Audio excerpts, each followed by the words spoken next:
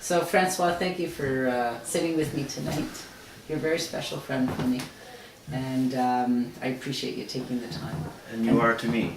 Thank you, thank you. So I know it's been difficult for you. You've had a cancer diagnosis presently, and you're fighting. It was in 2011, at the end of the year, that I first started having symptoms, which brought me to the doctor. And even though I was there every year for an annual checkup, between one visit to the next,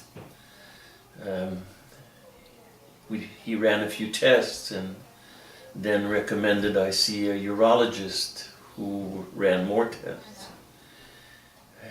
Eventually he ordered a biopsy in the summer of 2012 to tell me that I had prostate cancer. And all 11 samples taken in the biopsy were diagnosed as cancerous. So with that high a score, he wanted more tests and recommended I start seeing an oncologist at the Ottawa General Hospital, at the cancer clinic, where I've received good care since then, since the fall of 2012. So about a year and a half. I think it was March 2013, where after a bunch of other tests, I was diagnosed as having generalized cancer. That is, that the cancer in the prostate had already spread to some bones and the lungs, one nodule in each of the lungs. Since then, the cancer has spread a lot more, especially in the bones and the liver, but mainly in the bones, from the shoulder to the basin. Is that right? Oh, the base of the spine. Pelvis? Yeah, the pelvis, yeah. Yeah. You're the nurse. Yeah, that's what they say. So there's no cure for me. The best they can do is slow down the growth of the cancer. I'm on my third hormone treatment. In my case, they thought that the hormones would provide better results than chemo. And I've had radiation treatments as well, a few times. Well, a few series, I should say. But there is no more hormone treatments after this one. And the doctors already recommend that they would like me to consider chemo at the end of this hormone treatment. I'm not convinced yet. I don't know. I might do it. But I don't particularly want to be sick and throw up and lose quality of life, whatever life I have left. I'm not afraid of death. I'm reminded of this verse in Hebrews chapter 2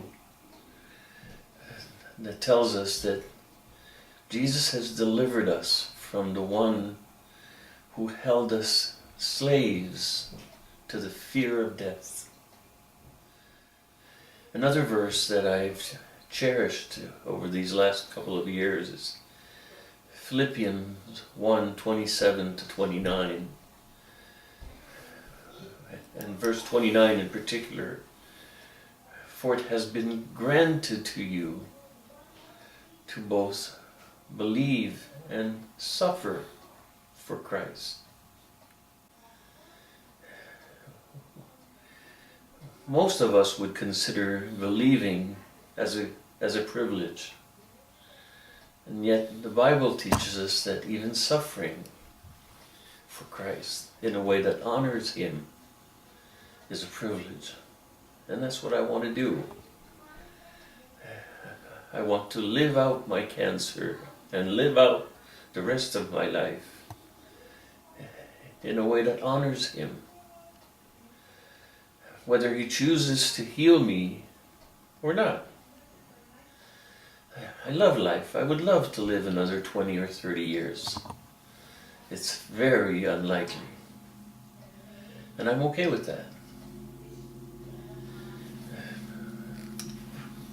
But that doesn't mean I don't like life, or I don't love life. I love life. I love my wife, my children, my grandchildren.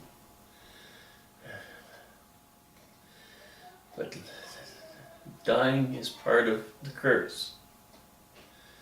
And we're all going to die.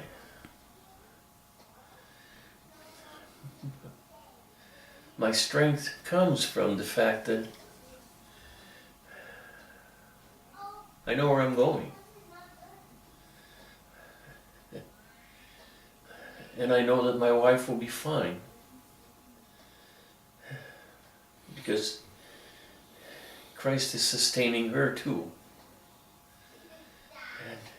And He will continue to. So, thank you for supporting this event.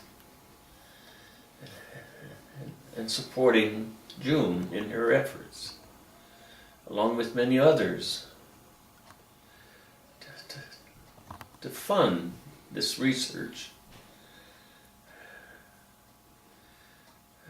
Cancer is another disease,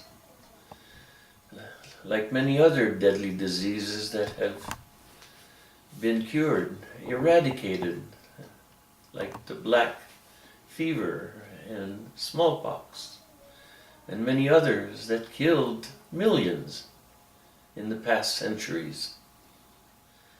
But we found cures. So it's right. It's the right thing to do, to fight and look for ways to make life better. Not to the point where this is the only life.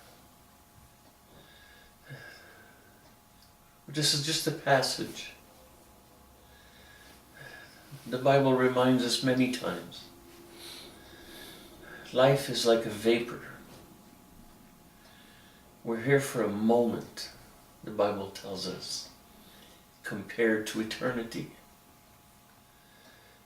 Eternity is a long time. So again, thank you.